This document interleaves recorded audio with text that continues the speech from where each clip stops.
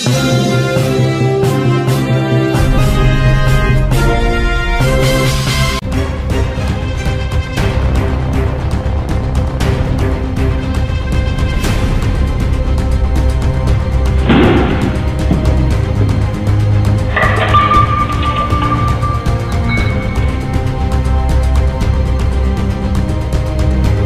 शहरातील 2 हॉटेल्सवर दरोडा, घटना सीसीटीव्हीत कैद।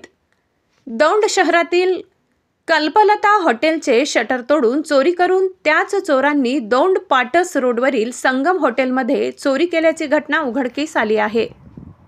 चोरीची संपूर्ण घटना सीसीटीव्हीमध्ये कैद झाली असून वरील दोन्ही गुन्ह्यांचा तपास दौंड शहर पोलीस करत आहेत।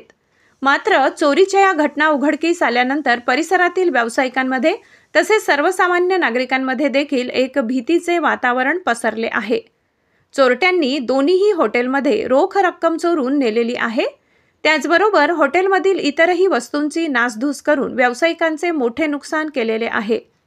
दिवसागणिक वाढणाऱ्या या चोऱ्या आणि गुन्हेगारीचे प्रमाण वाढत चालले असून दौंड पोलिसांच्या कार्यक्षमतेवर मात्र अशा घटनांमुळे प्रश्नचिन्ह उपस्थित केले जात आहे।